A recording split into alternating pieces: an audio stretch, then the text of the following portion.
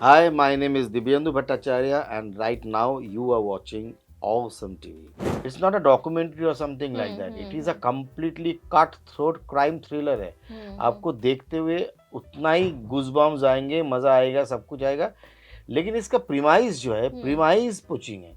Alia came quite late when we late finished the film and series and तो set पे नहीं आना होता था उनका नहीं, कभी? नहीं, कभी नहीं, कभी नहीं. अच्छा, फिर सीरीज़ उन्हें ब बन जाने के बाद जब उसने सीरीज़ देखी उन्होंने है, देखी, उन्होंने हाँ। देखी है तब then she came on board. Bollywood में कदम जमाना कितना मुश्किल का काम था आपके लिए?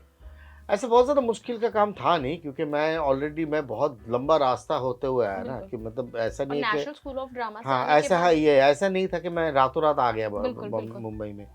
Hello and welcome to Bollywood Gupshup with Pooja Nawate, and today I'm in conversation with simply awesome and very incredible actor Divyendu Bhattacharya. Hello sir, welcome to Awesome TV. Hello Puja.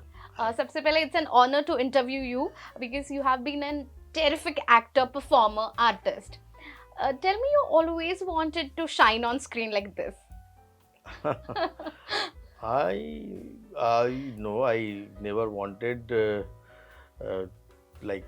yeah, I always wanted to be something, of course, when But actor ही बनना था हमेशा से. Actor नहीं मतलब ऐसा कभी actor के बारे में तो कभी सोचा नहीं है. जब थोड़ा बहुत एक्टिंग करना शुरू किया हाँ. और लोगों ने तारीफ करना शुरू किया तब मुझे लगा कि यार मैं एक्टर बन सकता हूँ और एक्टिंग मैं करना चाहता हूँ. फिर उसके बाद फिर पढ़ाई लिखाई करने के लिए फिर नेशनल स्कूल ऑफ ड्रामा वगैरह में चले गए थे. सो फिर मैंने सीरियसली इसको परस्यू किया. अदरवाइज पहले तो ऐसे ही था कि jack of all trades master of none type का ही था. मतलब सब कुछ करता था और बिल्कुल. कुछ भी नहीं करता था. बट आज का वो वेपन बन गया है ना कि आपको सब कुछ आना चाहिए, सब मल्टीटास्क कर रहे हैं. हाँ, सो वेपन बन गया मतलब इनफैक्ट मतलब या सो वो एक्चुअली बाद में मैंने देखा है कि ये थोड़ा सा मेरे एक्टिंग करियर में और मेरे परसेप्शन में कोई भी कैरेक्टर जब मैं परसीव करता हूँ तो उसमें एक सहूलियत तो होती है क्योंकि अगर आप सिर्फ क्योंकि एक्टिंग तो सिर्फ एक्टिंग नहीं है. बिल्कुल. मतलब एक्टिंग के साथ साथ आपको सोसाइटी की भी जानकारी होनी चाहिए, आसपास आपके इर्द गिर्द क्या हो रहा है उसकी भी जानकारी होनी चाहिए. आपको आपका आर्ट एज अ होल पता होना चाहिए, आपको म्यूज़िक का नॉलेज होना चाहिए, आपको कुछ भी कोई भी चीज़ is an added thing for your craft. Like अगर कोई भी क्राफ्ट अगर आप करें तो अगर ज्ञान की तो कोई कमी नहीं है और ज्ञान का तो मतलब ऐसा कोई लिमिटेशन नहीं है भाई. बिल्कुल. जितना जितना ज्ञान आप अर्जन करना चाहेंगे अर्जित करेंगे उतना ही आपके लिए अच्छा है. बिल्कुल सर, आपको आपका पहला एक्ट याद है? बिल्कुल पहला एक्ट अगर बोले तो मैं बचपन में मेरे एक फेटिश था. मैं सबसे बड़ा पोता था घर का. तो मैं दादाजी का लाडला होता था और हमारा बहुत ही एंसेस्ट्रल हाउस था, बहुत बड़ा सा घर था. दादाजी के और 2 भाई उनके पूरे फैमिली के साथ हम लोग रहते थे. तो it's a big house like big house with पुश्तैनी हवेली. हाँ पुश्तैनी हवेली हाउस कह सकते हैं उसको. With big house with 3 kitchens. So 3 separate kitchens. So you can understand that how like it's a big Big. house. So big family it was. So लेकिन मेरा थोड़ा सा दबदबा रहता था क्योंकि सबसे बड़ा जी. पोता हूँ. जी. तो मैं सबको कमरे में रात को बुलाता था. बुला के फिर मच्छरदानी लगा के मैं कुछ भी अपनी बुआ की साड़ी पहन लेता था, ये मूछें लगा लेता था ऐसे करके पेंसिल से ड्रॉ करके और एक बो एंड एरो बना लेता था. और पता नहीं मैं क्या करता था, मुझे इमेज याद है कि मैं उसी बिस्तर में ऐसे कुछ कर रहा हूँ और नाइट लैम्प जला देता था वो इफेक्ट डालने के लिए. प्ले हो रहा है, थिएटर हो रहा है और सबको उधर नीचे ज़मीन पे बैठ के वो देखना है कि मैं क्या कर रहा हूँ. 15 मिनट या 20 मिनट का ऐसे कोई शो करता था और या उसके टिकट सिस्टम भी करता था मैं. तो टिकट्स भी बेचता था बाहर अपने. मेरे शायद मेरे एक चाचा था जो मेरे एज से छोटे थे. अच्छा. क्योंकि बहुत बड़ी फैमिली थी ना. तो बिल्कुल, एक चाचा भी था वो उसको बाहर बिठा के रखता था कि टिकट बेचने के लिए. तो ये सब कुछ करता था. कितना पैसा लेते थे? पैसा पता नहीं पैसे वैसे तो भूल बट गया. फैमिली वाले सपोर्ट करते थे उस नाटक में. टाइम 5 पैसे भी बहुत ज़्यादा होते थे. वो ज़माना तो बिल्कुल. लेकिन 19 फैमिली वाले सपोर्टिव थे बहुत support, always my family was always a very supportive क्योंकि फैमिली। एक्टिंग पुराने जमाने में एज अ प्रोफेशन नहीं देखा जाता था उसकी तरफ, पहले पढ़ाई लिखाई करो फिर एक्टिंग में। तो आपके लिए फैमिली का सपोर्ट कितना महत्वपूर्ण रहा है लाइफ में? नहीं, किसी को पता थोड़ी ना कि मैं बाद में जाके बहुत बड़ा हम्म कोई एक्टर बनने वाला हूँ और एक्टिंग को लेके परस्यू करूँगा। हम्म। वैसा किसी को कुछ नहीं पता था वो। But as a cultural family सबको हम्म। पता है कि कुछ ना कुछ कल्चर के साथ तो जुड़ा होता ही है इंसान। और ट्रू। हमारे फैमिलीज में इस इन चीज़ों का बहुत ज़्यादा एक एरिया था कि आप पढ़ाई पढ़ाई लिखाई भी करो, साथ में अगर म्यूज़िक में भी अच्छा है, गाना बजाने में अच्छा है, तो सोसाइटी में एक तारीफ तो होती है। बिकॉज और बिल्कुल कैलकाटा एज अ सोसाइटी हमारे वहाँ म्यूज़िक, थिएटर, एक्टिंग, बिल्कुल। ये सब हमेशा से ही घर वालों को मालूम है कि मैं क्या कर रहा हूँ। इट्स रिच इन कल्चर या डेफिनेटली घर वालों को कोलकाता। मालूम है कि मैं क्या कर रहा हूँ। घर वाले का सिर्फ एक ही ऑब्जेक्टिव्स होते थे कि पढ़ाई करो और बाकी सब कुछ करो, बिल्कुल बिल्कुल। और साथ में पढ़ाई भी करो। मुझे लगता है लॉ ऑफ अट्रैक्शन मैनिफेस्टेशन जब पता भी नहीं था तभी से आपने वो अट्रैक्ट करना शुरू कर दिया था जो आज आपने मैनिफेस्ट कर दिया है लाइफ में। हाँ, मतलब वही फिर धीरे धीरे अपना ग्रुप थिएटर, मोहल्ले के प्ले, ये सब प्ले। तो सबसे पहली बार एक बार एक एक प्ले था हमारा, वो प्ले को हमने माउंट किया और सबसे पहला उस प्ले का शो हमने किया था। ऐसी है कि मोहल्ले में एक मेकशिफ्ट अरेंजमेंट में एक थोड़ा सा छोटा सा प्रोग्राम चल अच्छा। रहा था, उसका एक स्टेज बनाया हुआ था। तो वहाँ किया, वहाँ करने के बाद तो लोग हंस हंस के पागल हो गए। मतलब उन्हें कि पता नहीं हम लोग भी यार, हमने इतना अच्छा प्ले फनी बना दिया। कैरेक्टर प्ले हाँ, किया था आपने। प्ले बना दिया, वाओ। जिसके लिए एक्चुअली मुझे बेस्ट एक्टर का अवार्ड भी मिला था। ओह IPTS से, इंडियन पीपल्स थिएटर एसोसिएशन से, वाओ 1993 में। वाओ। सो उसी सेम प्ले के लिए तो बहुत अच्छा प्ले था वो। तो उसके लिए सबसे पहले जो रिकॉग्निशन मिलना शुरू हुआ तो आई, फिर वो धीरे धीरे मोटिवेशन मिलता आपको गया। मोटिवेशन मिलता गया। बॉलीवुड में कदम जमाना कितना मुश्किल का काम था आपके लिए?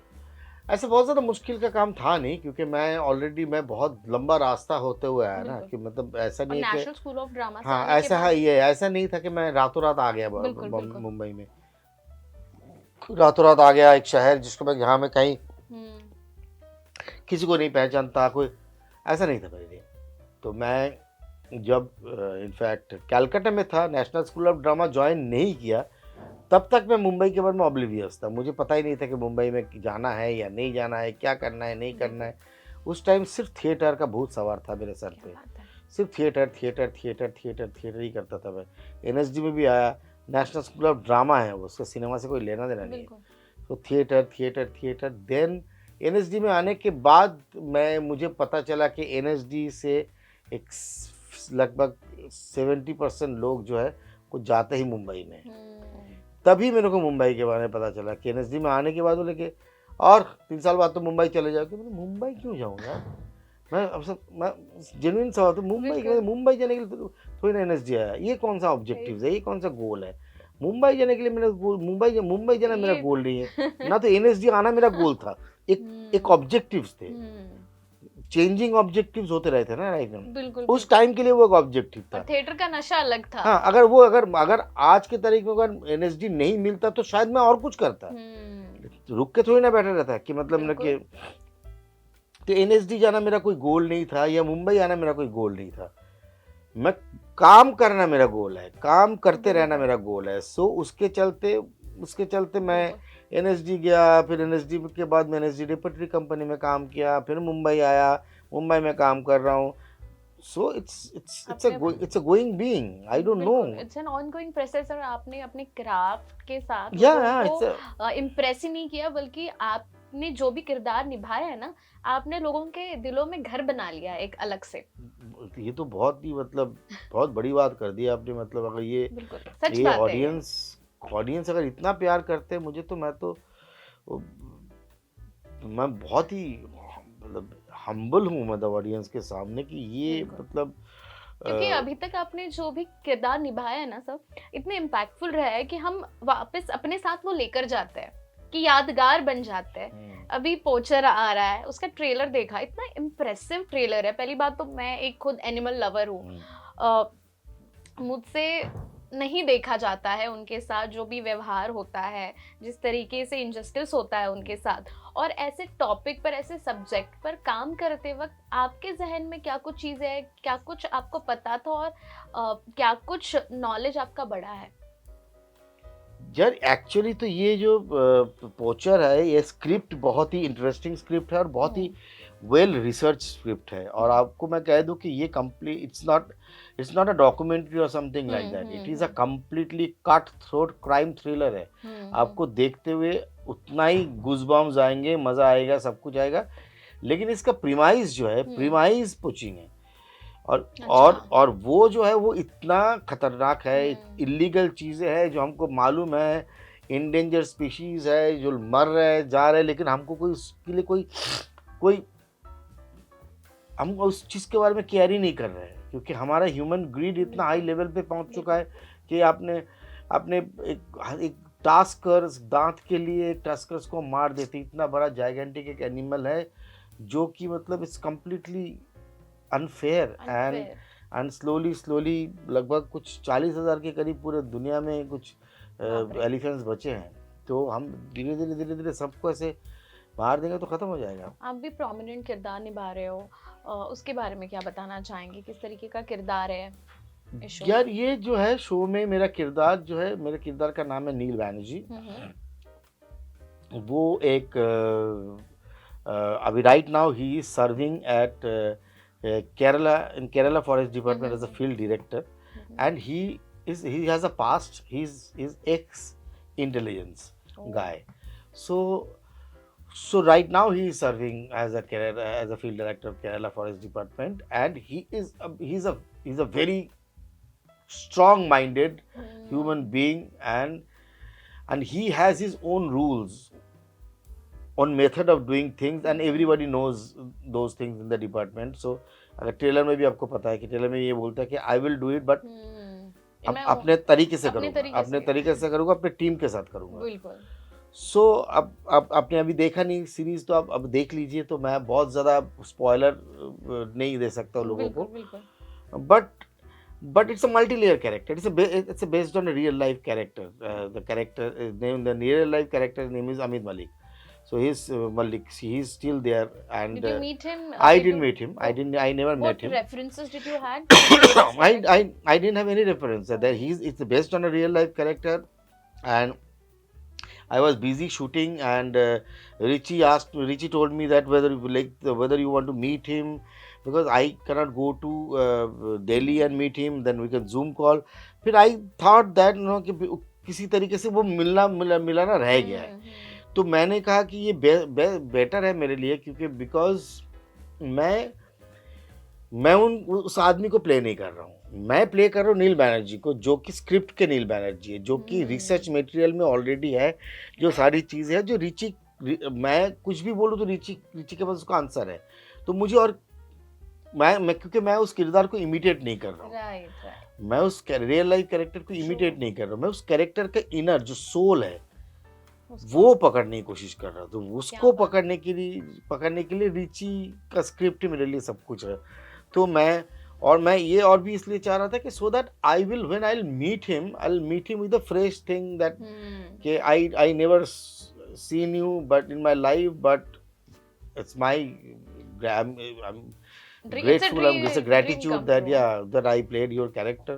So I never met him, but that's a very unique thing, that it's based on real life character, and whole story is based on real events. It's very intriguing.